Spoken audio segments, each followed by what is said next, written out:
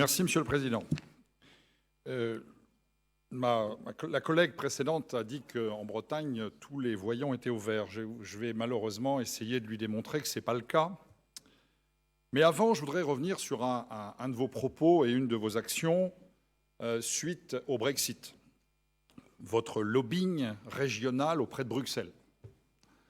Alors, après, je ne vais pas recommencer ce que je vous ai dit la dernière fois, Monsieur le Président. Après avoir été particulièrement désagréable avec les Britanniques, vous devez maintenant essayer de renouer le lien, de parler d'amitié, etc., etc. Et voilà, d'essayer avec nos amis britanniques de faire en sorte que tout se passe bien. Et vous pensez que c'est à Bruxelles que vous, président de la petite région Bretagne, vous allez pouvoir obtenir des négociations avec les Britanniques. Non.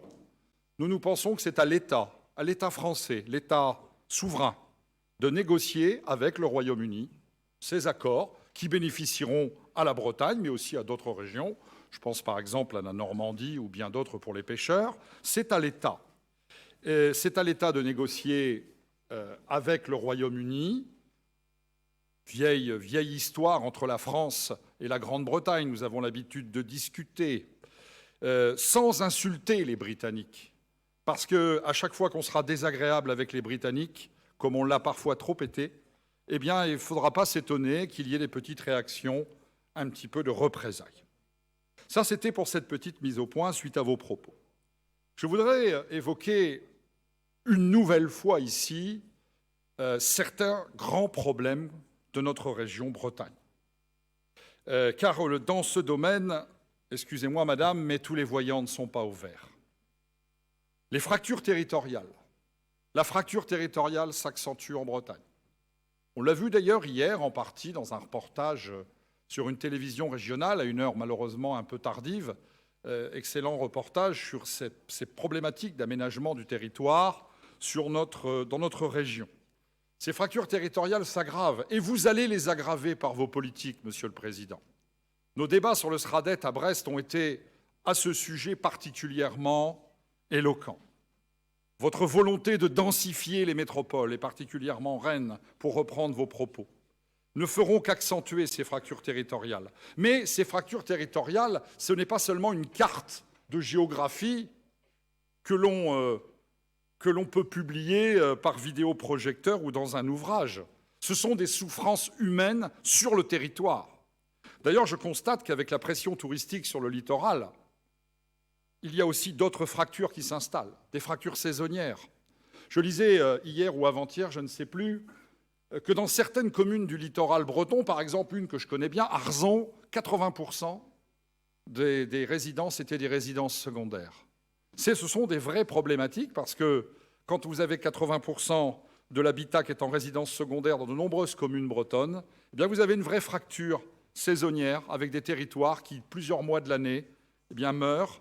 Et là aussi, il y a des souffrances, contrairement à ce qu'on pourrait croire, parce que les gens qui sont natifs de ces territoires sont chassés par la hausse des loyers, par la hausse du mètre carré de leur terre natale et doivent parfois s'éloigner très loin de chez eux. Le monde agricole qui souffre. Alors, certes, on en parle à chaque fois du monde agricole. Vous faites semblant, dans certains de vos rapports ou de vos interventions, d'agir sur cette problématique. Mais dans la réalité, rien ne s'améliore. Moi, vous voyez, je suis ça de très près. Les nouvelles, par exemple, que j'ai ces derniers jours du centre Bretagne, du nord du Morbihan, me laissent penser que le drame agricole ne cesse de s'amplifier.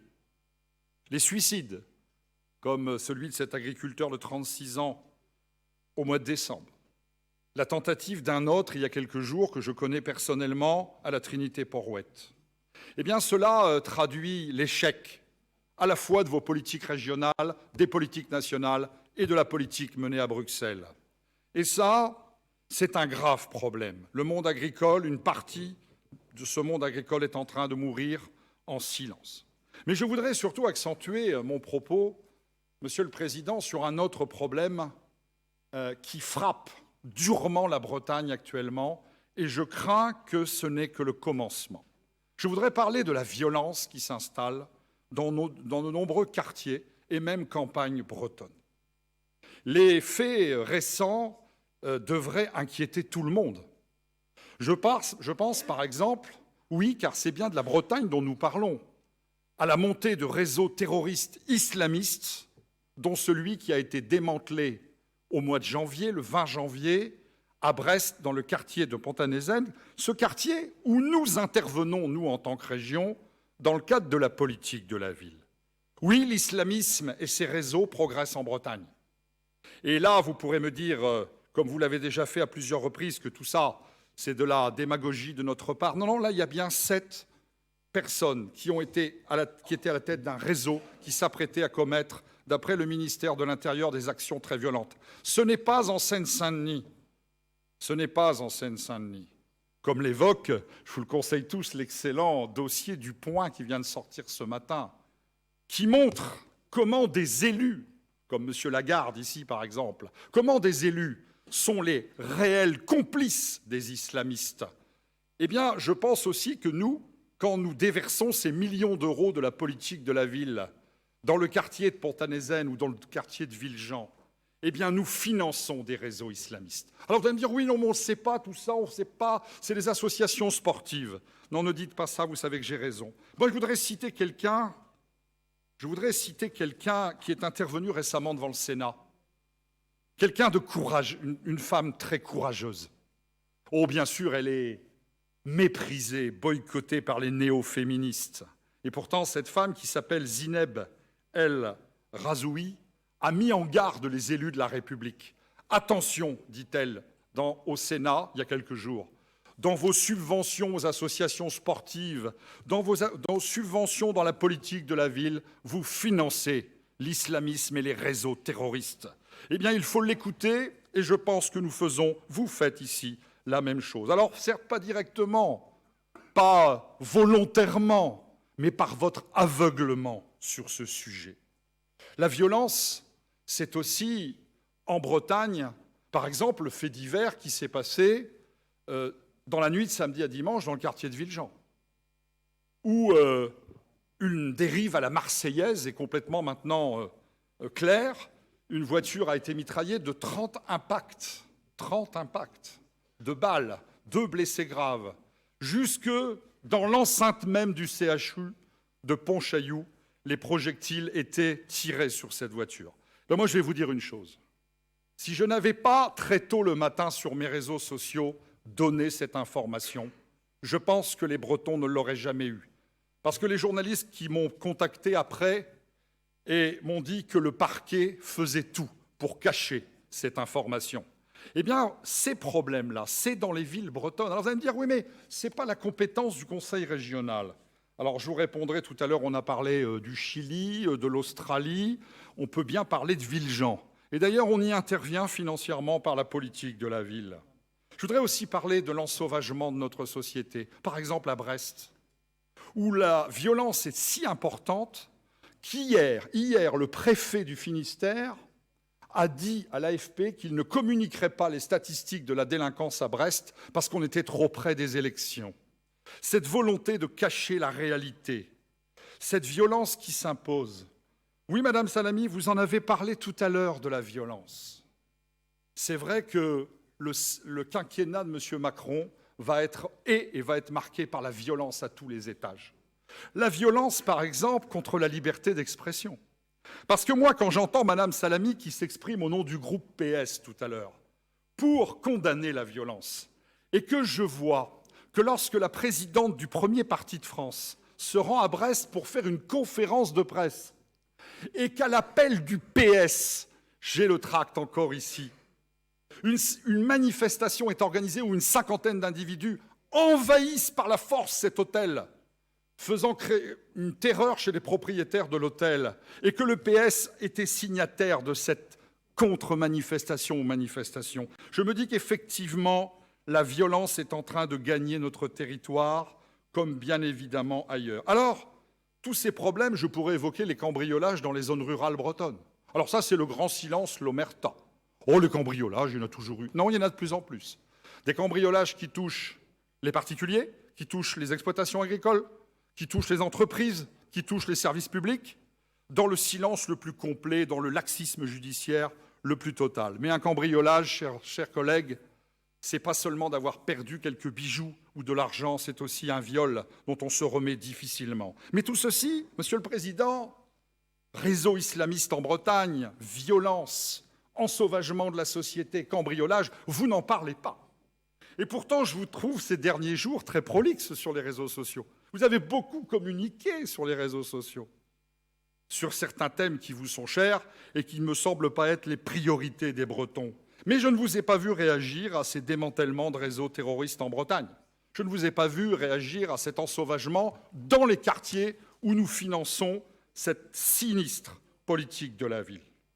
Je ne vous ai pas vu non plus réagir sur ces détresses du monde agricole. Non, vous vous photographiez en train de faire des tweets. Je ne sais pas combien de Bretons sont abonnés à Twitter, mais je pense, pas énormément, je ne sais pas, quelques pourcents, mais je pense que vous pourriez profiter de votre personnalité, personnage important en Bretagne, président du Conseil régional, pour aussi prendre position sur cette violence qui s'installe dans les quartiers, où maintenant on peut tuer quelqu'un pour un mauvais regard ou pour une cigarette refusée, ou cette détresse du monde de l'élevage dans le centre Bretagne. Mais là, vous n'intervenez absolument pas. On ne vous entend pas. On ne vous entend pas parce que ces problèmes que j'ai signalés et qui touchent la Bretagne, et non pas forcément l'Australie ou le Chili, mais qui touchent la Bretagne, ces problèmes ont des causes. Ont des causes qui vous mettent mal à l'aise. C'est l'immigration incontrôlée, avec son corollaire, le communautarisme. Oui, car à Villejean, le communautarisme progresse. Oui, le communautarisme progresse à Pont-à-Nézen. Oui, il progresse dans certains quartiers de Vannes. Oui, il progresse partout.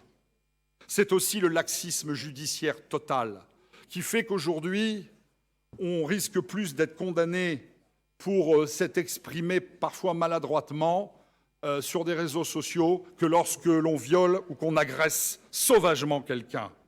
Oui, mais ce laxisme judiciaire, vous l'avez tous soutenu. Et tout à l'heure, j'entendais M. Le Fur parler de division au sein de votre majorité. Moi, je ne rentrerai pas. Je ne rentrerai pas sur ce thème. Les divisions existent, effectivement. J'ai vu M. Ferrand tout à l'heure qui avait du mal à contenir sa colère pendant l'intervention de notre collègue communiste, mais ça, c'est pas grave. Mais il y a une chose sur laquelle vous n'êtes pas du tout divisés. C'est le soutien que vous apportez à la politique d'immigration massive. C'est le soutien à ce laxisme judiciaire qui frappe la France depuis des années. C'est le soutien à ce libre-échange qui a démantelé notre agriculture. Ça, vous n'êtes pas divisés là-dessus. Vous êtes même très unis. Le problème, c'est qu'ici, en Bretagne, comme ailleurs, les citoyens ouvrent les yeux, se révoltent de plus en plus, parfois de façon insolite, comme cette affaire des gilets jaunes, des ronds-points, comme on a dit tout à l'heure. Mais ces gilets jaunes d'il y a un an n'ont plus rien à voir avec ceux d'aujourd'hui, parce que ceux d'aujourd'hui, ceux qu'il en reste, ont été pris en main par l'extrême gauche et la gauche radicale, et dès que l'extrême gauche prend en main quelque chose, c'est la violence, alors que ces premiers gilets jaunes, qui étaient nombreux sur les ronds-points bretons, sans violence d'ailleurs, exprimaient justement le ras-le-bol de tout ce que je viens de dire. Eh bien, nous sommes leur porte-parole ici. Nous sommes pour cela critiqués, nous sommes parfois même attaqués, puisqu'il a fallu, pour que la présidente du premier parti de France tienne sa conférence de presse à Brest, il a fallu la protection d'hommes casqués avec des casques de la police, parce que les gens qui votent pour vous, qui ont voté pour Macron en 2017, voulaient physiquement s'en prendre à cette conférence de presse.